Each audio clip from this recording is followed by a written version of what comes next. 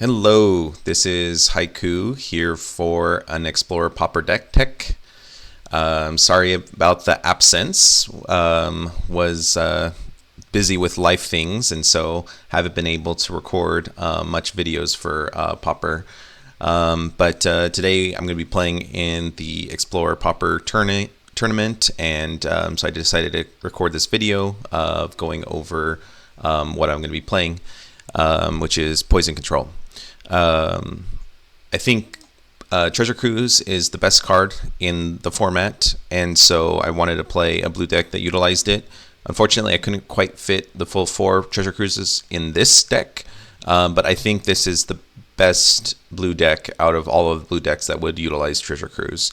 You could go like blue-white and play Control. You could play blue-red and play Burn, or you could play blue-green, and that would be the slime deck, which was another the second most tempting deck for me to play today.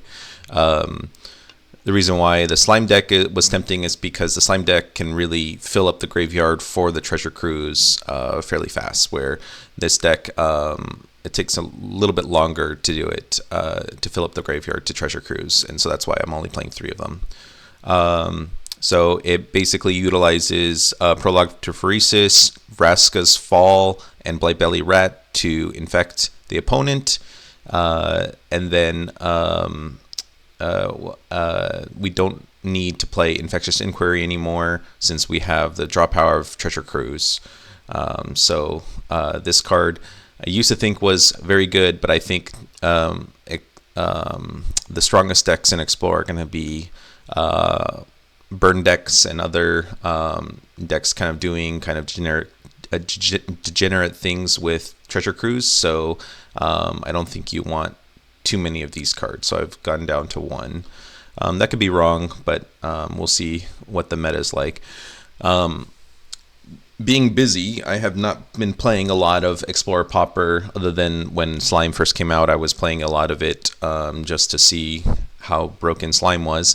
So I really have no idea what other people are going to bring today, and what other people are thinking are the strongest decks.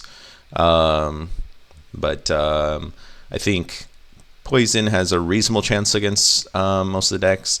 I think Disfigure is going to prove to be pretty important to deal with Tomb Raider and Blast Runner.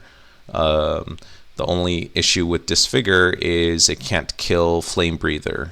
So I think those 3 different red cards kind of go into different red decks. And so over preparing for the Flame Breather red decks, because I think that plays well with Treasure Cruise, rather than the Blast Runner, Tomb Raider red decks, which obviously more Disfigures. So I'm playing full 4 Disfigures. The sideboards are broken on Arena right now, but I have 4 Disfigures in the sideboard. You can check the deck list below to go over my full sideboard. I'm sorry that this is broken. But anyway, that's basically the hedge, where I'm playing. The main deck is more built to beat the Flame Breather Izzet deck rather than the Blast Runner deck, because the Blast Runner deck I think is going to be a little bit less played because it's less explosive, but who knows. So Candy Trail is a kind of a recent addition to the Poison deck. Really gives a good bit of life gain. And it also allows you to do things with your 1 extra mana. So one issue with the Poison deck is that there's just so many cards at 2 mana. You end up with these awkward turns on turn 3 and turn 5, where you're wasting a little bit of mana most of the time. And so adding in as many 1-drops as you can generally helps smooth that out. And Treasure Cruise also kind of is sort of a 1-drop depending on what time in the game you're casting it. So Candy Trail is nice to set up. Consider is nice to fill up the graveyard for Treasure Cruise and keep the cards flowing, and it allows us to shave on lands, only playing 22 lands in this deck. The lands, I'm not playing Dismal Backwater. I'm just playing the sack lands to fill up the graveyard for Treasure Cruise, but also for the mana fixing and for the small amount of life gain.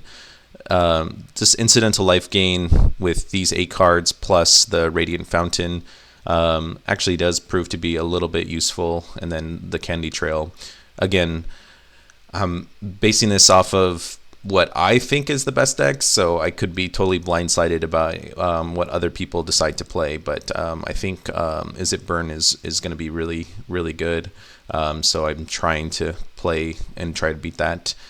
And then the rest of the cards are pretty standard. I'm only playing 3 counters because I don't want to flood out, or I mean, I don't want to get stuck with a bunch of counters and stuff in my hand against a couple 2/2s. I'd rather have the removal spells to keep the board clear.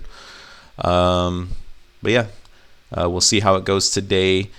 I think in general against other control decks, Bring the Ending allows you another 4 counter spells. And so with all the negates and the dispels, you can fight against most control decks. So it really depends on if I get blindsided by an aggro deck.